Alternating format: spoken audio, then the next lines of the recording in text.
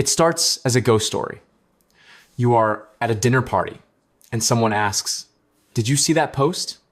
The room nods in unison. They laugh at the meme, they debate the controversy, they reference the main character of the day. And then there is one person who looks blankly at the group and says, "No, I'm not on TikTok, or Instagram, or Twitter." The room freezes. The air leaves the conversation. People look at this person not with admiration, but with suspicion. What do you mean you're not on it? How do you know what's happening? Are you hiding something? Are you better than us? To the modern world, the person who avoids social media is a cryptid, a Bigfoot walking through the digital forest, leaving no footprints. To the digitally native, the people whose identities are inextricably linked to their profiles, this behavior is baffling. They view social media as the public square. To leave it is to leave society. They assume the avoider is out of touch, uninformed, or perhaps a Luddite living in a cabin. They cannot conceive of a social life that isn't mediated by an algorithm. They do not see that for the avoider, deleting the app was not an act of ignorance. It was an act of attention rescue. They do not see that this person isn't missing out on life. They are reclaiming the texture of reality. They have traded the feed for the world, and they are finding the trade to be wildly profitable. Today, we are going to dissect the behavior of the digital ghost. We are going to move beyond the preachy disconnect to reconnect slogans and examine the deep psychology of dopamine autonomy, the neuroscience of the comparison trap, and the sociological concept of context collapse. We will explore why your brain feels safer when it isn't being perceived by 5,000 strangers, and why the silence of a notification-free phone is the new ultimate luxury. We will validate why you prefer to carry a disposable camera, why you still call people on their birthdays, and why you refuse to turn your life into content. If you've ever felt a rush of relief when you realize you left your phone at home, this analysis is for you. Let's begin by validating the physical reality of the dopamine detox. Social media is not a utility. It is a slot machine. It is engineered to exploit the variable reward schedule.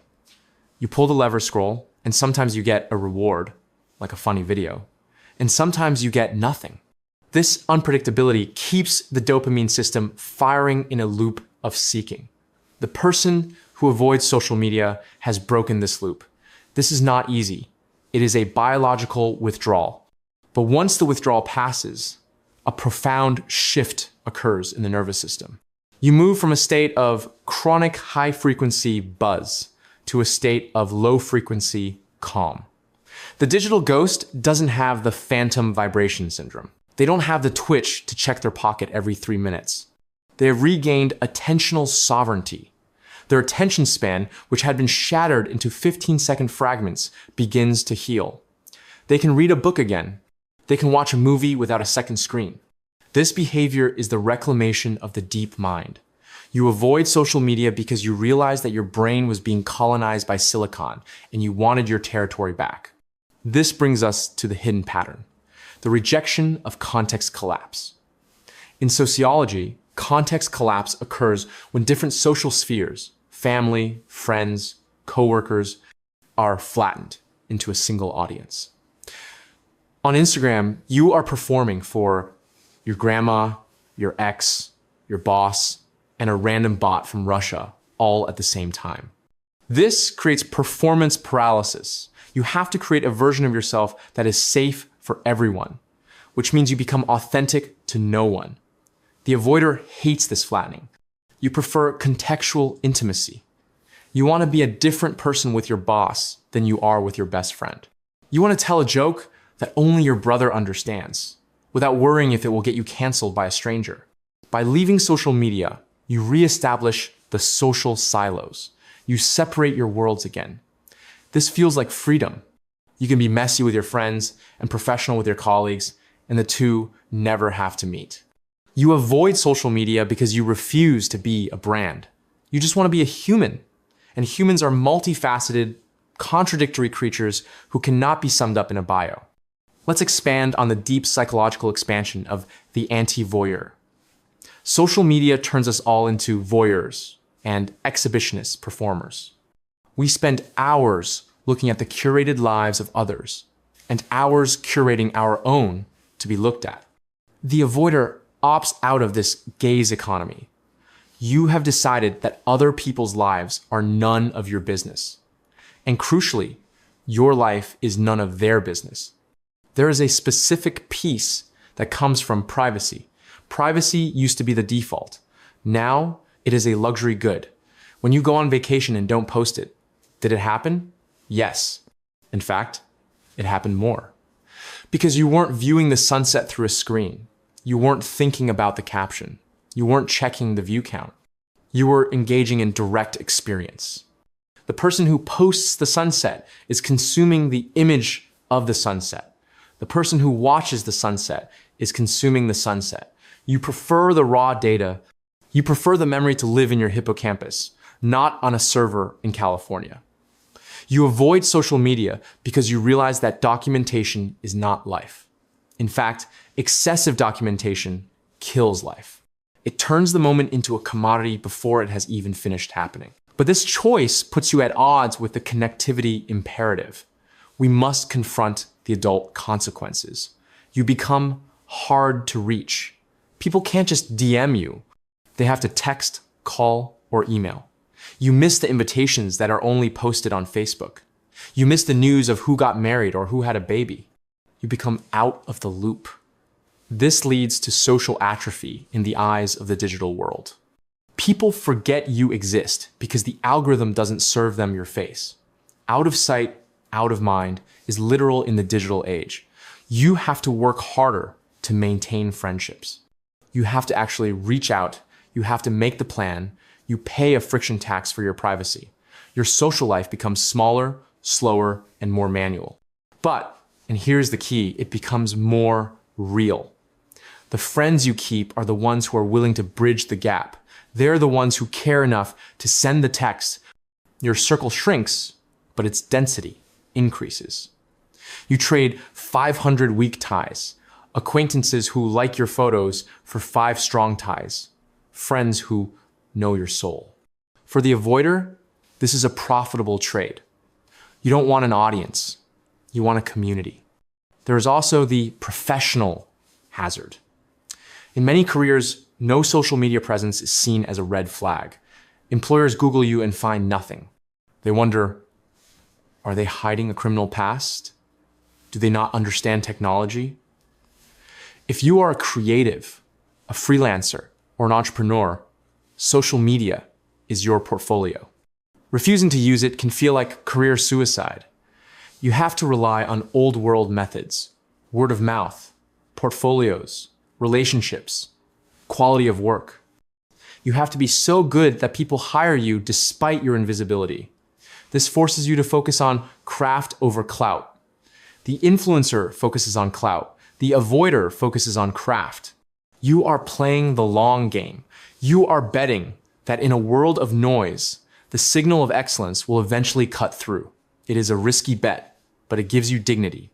You aren't dancing for the algorithm. You are working for the work. This leads to the internal conflict recognition. You wrestle with FOMO, fear of missing out. Not the FOMO of parties, but the FOMO of the cultural conversation.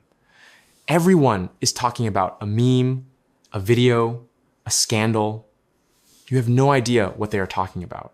You feel like an immigrant in your own culture. You wonder, am I becoming irrelevant? Am I becoming an old fogey? Am I disconnecting from the pulse of humanity? You feel a moment of panic. You almost download the app again. But then you look at the faces of the people who are plugged in. You see the anxiety. You see the outrage. You see the exhaustion. And you realize, I am missing out on the poison. You are missing out on the collective neurosis. You're missing out on the 24-hour cycle of manufactured anger. You are missing out on the feeling of inadequacy that comes from scrolling through models and billionaires. This realization transforms FOMO into JOMO, joy of missing out. You are happy to be out of the loop because the loop is a noose. We also need to look at the comparison trap immunity. Social media is a machine for generating envy. It shows you everyone else's highlight reel while you are living your behind the scenes. The avoider has opted out of this game. You don't know that your high school bully is rich now. You don't know that your ex looks great. You don't know that everyone is in Greece. Because you don't know, you don't care. You are left to judge your life by your own metrics, not by the metrics of others. This preserves your happiness baseline. You can look at your modest apartment and think, this is nice. The user looks at their apartment and thinks, it's not an aesthetic loft. Ignorance, in this specific case, is not just bliss, it is mental health. You are protecting your satisfaction from the thief of comparison. Let's pause the judgment. We need to validate the return to analog. You aren't anti-technology. You are pro-reality. You likely have a tactile fetish. You love physical books. You love vinyl records. You love writing in notebooks. You love things that have weight, texture, and permanence. Social media is ephemeral. A story lasts 24 hours. A tweet lasts 15 minutes. Physical media lasts forever. You are investing your time in things that don't disappear. You are building a physical archive of your life. Photo albums, letters, diaries. These things age. They gain value. A digital profile effectively rots. It becomes a graveyard of past selves. You prefer the analog because it allows for graceful decay. You allow memories to fade naturally rather than having them preserved in high-definition digital amber forever. You understand that forgetting is a necessary part of the human condition. Social media forbids forgetting. It digs up on this day to remind you of who you used to be. You avoid it because you want the right to evolve without the baggage of your digital ghost haunting you. In the next part, we are going to explore the tactics of the ghost. We will look at how you navigate dating without an Instagram handle. We will discuss the dumb phone movement. We will explore the concept of the third space libraries, cafes, as your new newsfeed. And we will move from the defense of your privacy to the celebration of your mystery. We have established that your avoidance of social media is a reclamation of your dopamine and your privacy. But this choice is not merely philosophical, it is logistical. You are operating on a different operating system than the rest of the developed world. You are a traveler in a foreign land who refuses to speak the local language. This requires a specific set of tactics, a unique way of navigating romance, and a reliance on old world hardware. We need to explore the mechanics of the ghost. This brings us to the dating without a trace. In modern romance, the Instagram handle is the new business card. It is the proof of life. It is the background check. When you tell a potential date, I don't have social media, you trigger a specific anxiety in them. They cannot vet you. They cannot see your friends. They cannot verify that you aren't a serial killer, or worse, married. You create a background check gap. This forces the relationship to develop in linear time. Most people date in non-linear time. They meet you, then they go home and scroll back to your vacation in 2017. They consume your entire history in one night. They form a judgment before the second date. You deny them this binge. You force them to learn about you the old-fashioned way, organic discovery. They have to ask you questions. They have to wait for the answers. This creates mystery. Mystery is the precursor to desire. You cannot desire what you already fully know. By withholding the digital archive, you become a puzzle they want to solve. While other dates are open books, literally open profiles, you are a sealed letter. This filters out the people who are addicted to instant gratification. It attracts the people who are patient enough to read the letter line by line. However, you also have to compensate. You have to be more transparent in person to bridge the trust gap. You have to be the one to say, here's my driver's license if you want to make sure I'm real. A joke, but also a tactic. This leads to the dumb phone resistance. Many people who avoid social media eventually downgrade their hardware. You are the person buying the light phone, the punked, or the vintage Nokia flip phone. You are engaging in hardware friction. The smartphone is a frictionless glass slab designed to make consumption easy. The dumb phone is clunky. It is hard to text. It has no browser. You want it to be hard. You are engineering obstacles between you and the dopamine. This changes your physical relationship with the world. When you are waiting for a friend at a bar, you cannot scroll. You have to sit. You have to look. You stare at the bottles behind the bar. You watch the bartender. You look at your hands. To the addict, this is boredom. To you, this is the default mode network. Activating. This is where ideas come from. You are the only person in the room who is actually in the room. This creates a presence aura. People notice you. They don't know why, but they notice the person who isn't glowing blue. You look grounded. You look dangerous in a quiet way. You look like you know something they don't.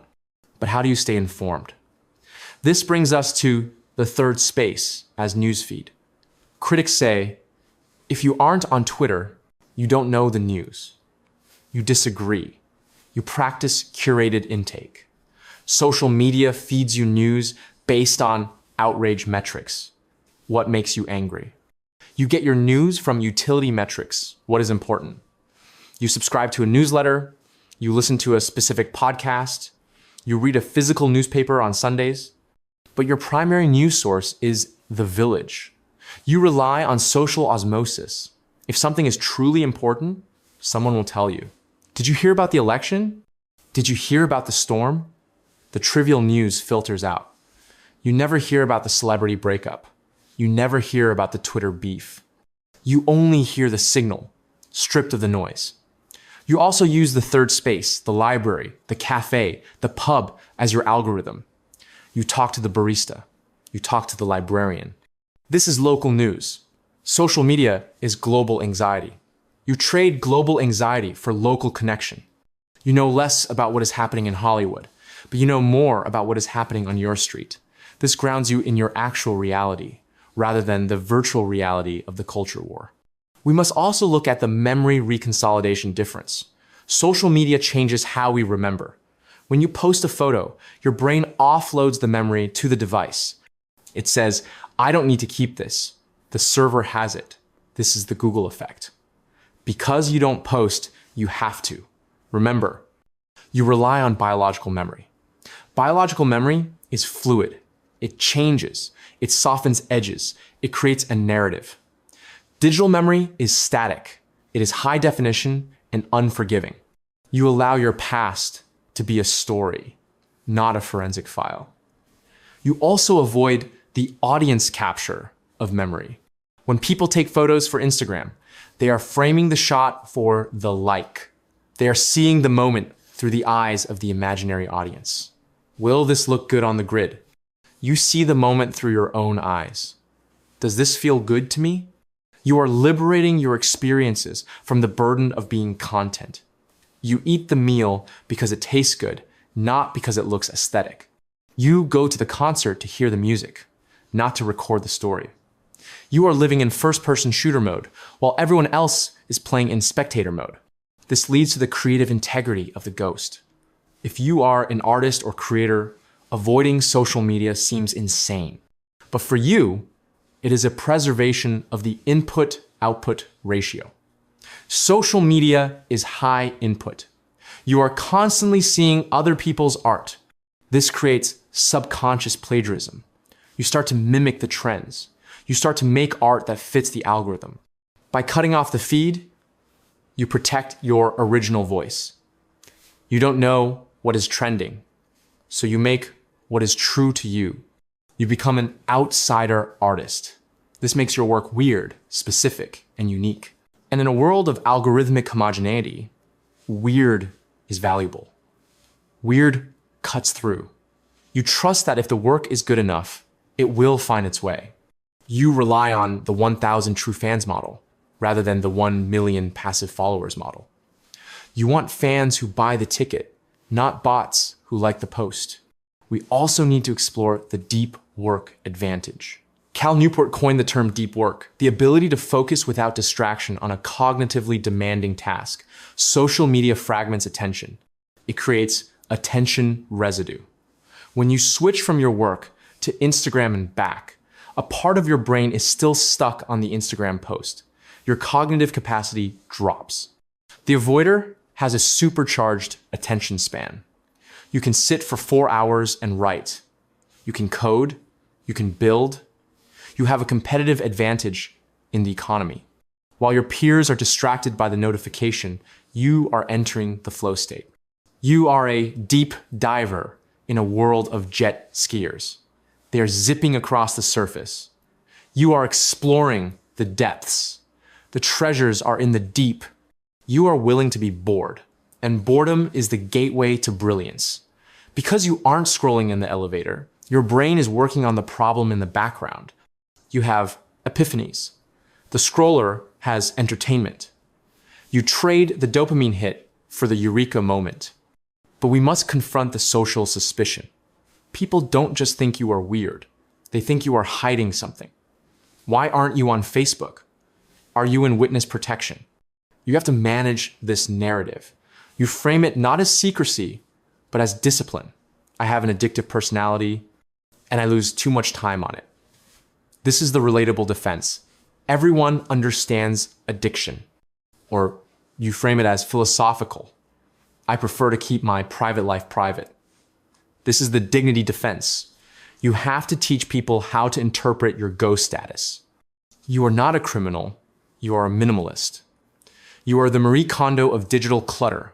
This app does not spark joy, so I deleted it. There is also the text thread primacy. Because you don't broadcast, you narrowcast. Your social life happens in the group chat. The group chat is the new private social network. It is safe, it is encrypted, it is for the real ones. You are highly active in the text thread. You send memes that you found on Reddit or through email. You send photos. You channel all your social energy into these specific high-trust channels. This creates intimacy density. On Instagram, you broadcast to 500 people, and the connection is 1 inch deep. In the group chat, you broadcast to 5 people, and the connection is 1 mile deep. You prefer the depth. You are investing in the people who will actually show up to your funeral, not the people who will just comment RIP on your wall. We need to talk about the aesthetics of anonymity. In a world where everyone is a public figure, anonymity is the ultimate flex. It is the new status symbol. I don't need to be known. This implies I am already enough, or I am too important to be accessible. Think about the ultra wealthy or the ultra cool. They often have private accounts or no accounts. They are the observed, not the observers. By avoiding social media, you accidentally tap into this energy. You become the person people talk about because you aren't talking about yourself. You become a myth in your own social circle. What is Sarah doing? I don't know. Think she moved to a farm? That's so cool. Your absence creates a canvas for their imagination. You become more interesting by doing nothing than they become by doing everything. Finally, in this section, we touch on the anti-algorithm self. The algorithm wants to categorize you. It wants to know, are you a Democrat or Republican? Are you a gamer or a jock? Are you vegan or keto? It pushes you into a tribe. It radicalizes you. By avoiding the feed, you remain uncategorized. You retain cognitive fluidity. You can hold contradictory opinions. You can like things that don't go together. You are not flattened into a user persona. You are a complex, messy human being.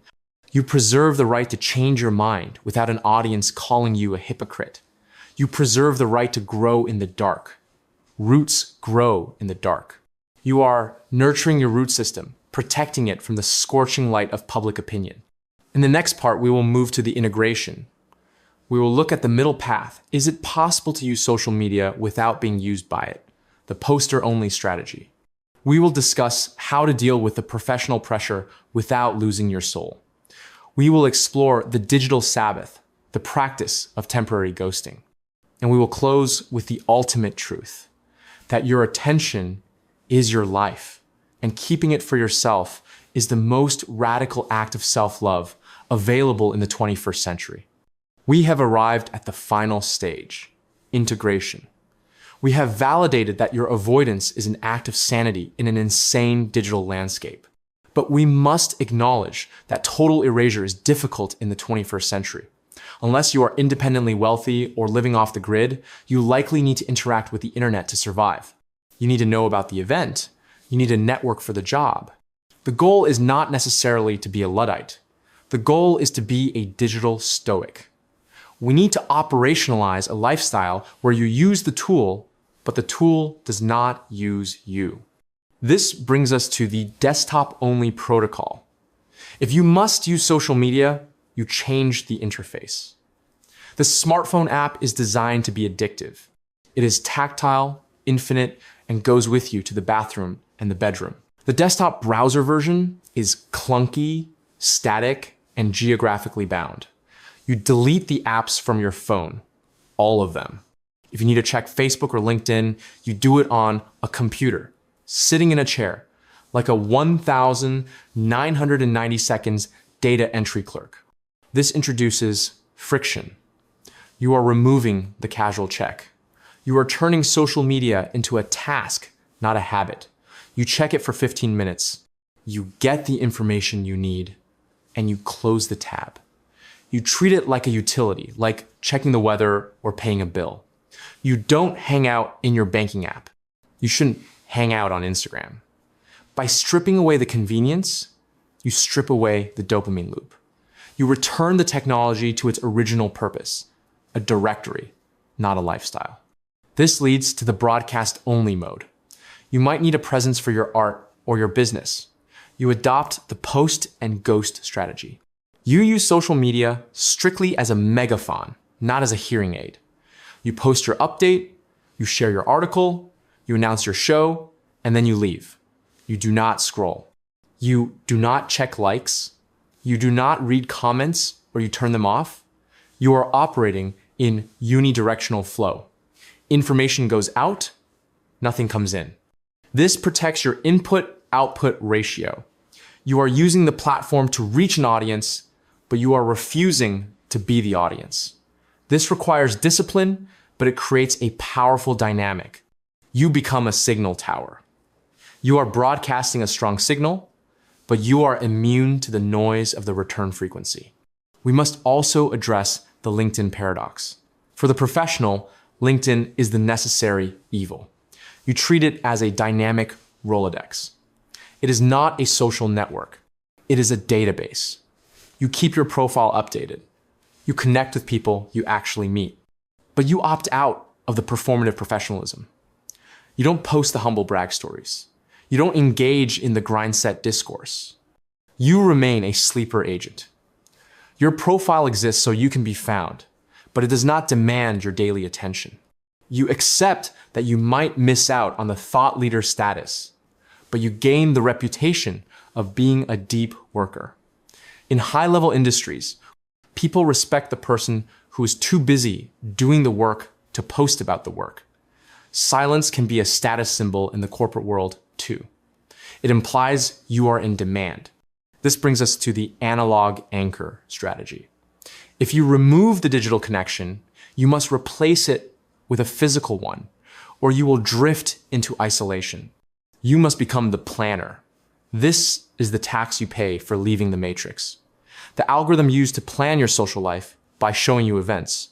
Now, you are the algorithm. You have to send the text. Dinner on Friday? You have to make the reservation. You have to host the potluck. You are building a manual network. This is harder work, yes, but the quality of the network is infinitely higher. You are curating your life with intent. When you sit around a dinner table with 6 friends you invited, you realize that this is worth 1,000 likes. This is high-fidelity socializing. You are trading the width of your network, 1,000 followers, for the depth of your network, 6 real friends. And in a crisis, You can't call a follower. You can only call a friend. We also need to explore the digital Sabbath. If you aren't ready to delete everything, you start with a temporal partition. You implement a strict rule: no screens from sundown Friday to sundown Saturday. This is a modern application of an ancient wisdom. For 24 hours, you exist in the physical world. You will feel the withdrawal. You will feel the boredom. But then the restoration kicks in. Time slows down. You notice the light in the room. You taste your food. You listen to your partner without glancing at your hand. You rediscover linear time. Social media is cyclical time, the loop. Reality is linear. This weekly reset prevents the digital calcification of your brain. It reminds you that you are a biological entity, not a digital node. It proves to you every week that the world keeps spinning even if you aren't watching it. This breaks the main character syndrome. You realize you aren't that important, and that is a massive relief. This leads to the information diet concept. We are obese with information. We consume thousands of headlines, takes, and opinions a day. The avoider goes on a diet. You choose slow information. Books, long-form essays, documentaries. You prefer information that has been edited, fact-checked, and curated. You reject hot takes. You reject breaking news. Breaking news is rarely useful. It is just anxiety. If it matters, it will still be news next week. By consuming slow information, your thoughts become slower and deeper. You develop nuance. The internet kills nuance. It demands binary choices: good, bad, based, cringe. Reality is complex. By avoiding the feed, you regain the capacity for complexity. You can hold two opposing thoughts in your head at the same time. You become a free thinker simply by cutting off the supply of groupthink. We must also confront the parental imperative. If you have children, avoiding social media is not just for you, it is for them. You are modeling attentional hygiene. If you are constantly scrolling, your child learns that the phone is more interesting than them. They learn that presence is fragmented. By putting the phone away, you teach them that eye contact is sacred. You teach them that boredom is okay. You protect their privacy by not posting their entire childhood online. You are the guardian of their digital footprint. You give them the gift of anonymity until they are old enough to choose it for themselves. In a world of share and ting, this is a radical act of protection. This brings us to the creative sovereign. Ultimately, the avoider is trying to protect their soul. And soul is just another word for your unique, unrepeatable perspective on the universe. The algorithm is a soul homogenizer. It sands down your edges until you fit the mold. By leaving, you stay jagged. You keep your weirdness. You keep your local accent, your specific taste, your odd hobbies. You are not optimizing your life for engagement. You are living it for resonance. You are building a life that feels good on the inside, not one that looks good on the outside. This is the difference between eulogy virtues and resume virtues. Social media is about resume virtues: success, beauty, status. The avoider is focused on eulogy virtues: kindness, presence, depth. You are living for the eulogy. You are living for the things that people will say about you when you are gone, not the things they type about you while you are here. Finally, we arrive at the grounded, hopeful closure. What is the ultimate reward of the digital ghost? It is time. The average person spends 2 to 4 hours a day on social media. That is 15 to 30 hours a week. That is a part-time job. That is 1,000 hours a year. That is enough time to learn a language, to write a book, to get in the best shape of your life, to bond deeply with your children. When you avoid social media, you are given a time refund. You look around and realize, I have time. I have time to cook. I have time to walk. I have time to do nothing. You are not busy. You are just distracted. You reclaim the vastness of the day. So when people look at you like you are a ghost, smile. Let them wonder. Let them think you are out of touch. You are out of touch with the simulation so that you can be in touch with the reality. You are walking through the forest, feeling the moss, smelling the air, watching the light. They are looking at a picture of the forest on a screen. You have the better deal. Keep your phone in your pocket, keep your eyes on the horizon, keep your life for yourself. You are not a ghost. You are the only one who is truly awake.